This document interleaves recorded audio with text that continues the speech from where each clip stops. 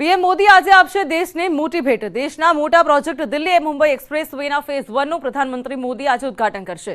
તો લગભગ 1386 કિલોમીટર લાંબો એક્સપ્રેસ વે દિલ્હી અને મુંબઈને જોડશે। સાથે મુસાફરનો સમય 12 કલાક જેટલો ઘટાડી નાખશે। તો દિલ્હી મુંબઈ એક્સપ્રેસ વે શરૂ થયા બાદ અનેક શહેરો વચ્ચેનું અંતર પણ ઘટી જશે। આ એક્સપ્રેસ વેના રસ્તામાં અનેક મોટા શહેરો પણ આવે છે, જેમાં ગુજરાતના શહેરોને પણ ફાયદો થવાનો છે।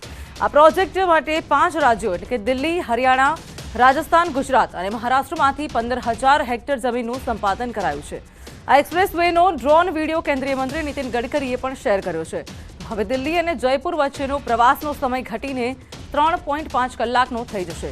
આ એક્સપ્રેસ વે પર મુસાફરોના અનુભવને સારો બનાવવા માટે રસ્તામાં 94 સાઇટ સીન અને સુવિધાઓ પણ ઊભી કરાઈ છે।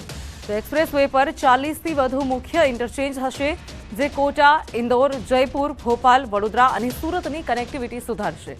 આ ઉપરાંત Delhi Mumbai expressway 8 lane express નિયંત્રિત ગ્રીનફિલ્ડ એક્સપ્રેસ વે હશે, જેને ભવિષ્યમાં 12 લેન સુધી વિસ્તૃત પણ કરી શકાશે।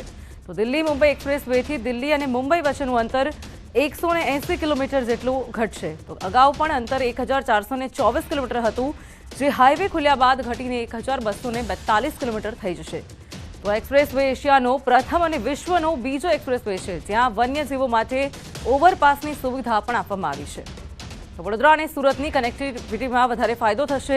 મહત્વના સમાચાર, દિલ્હી મુંબઈ એક્સપ્રેસ વેના ફેઝ 1 નું ઉદ્ઘાટન થયું છે।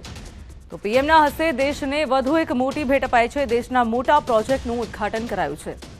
વડોદરા અને સુરતની કનેક્ટિવિટીમાં પણ તેનાથી વધુ ફાયદો થશે। એક્સપ્રેસ વે પર 40થી વધુ પ્રમુખ ઇન્ટરચેન્જ પણ આપવામાં આવ્યા છે, ત્યારે ગુજરાતના વડોદરા અને સુરતને પણ કનેક્ટિવિટી મળશે।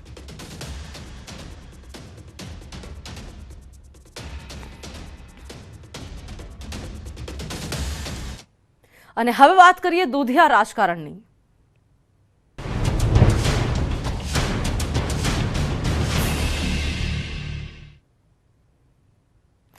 બરોડા ડેરીના રાજકારણમાં ફરી ગરમાવો થયો છે। કેતન ઇનામદારના ફરી ભ્રષ્ટાચારના આક્ષેપો થયા છે। તો કોલ્ડ રૂમના મેન્ટેનન્સના ટેન્ડરમાં ભ્રષ્ટાચારનો આરોપ છે।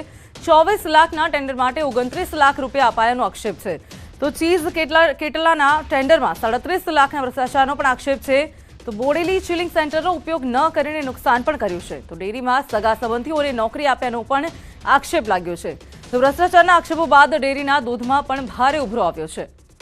બરોડા ડેરીના રાજકારણમાં ફરી ગરમાવો આવ્યો છે। કેતન ઇનામદારના આક્ષેપ થયા છે। કેતન ઇનામદાર ઉપર અનેક આક્ષેપ લાગ્યા છે। ભ્રષ્ટાચારનો આક્ષેપ છે, સાથે સહકારી ક્ષેત્રે પણ ગરમાવો થયો છે। મહત્વના સમાચાર, ડેરીમાં સગા સંબંધીઓને નોકરી આપ્યાનો પણ આક્ષેપ લાગ્યો છે, ત્યારે આક્ષેપો બાદ ડેરીના રાજકારણમાં પણ ગરમાવો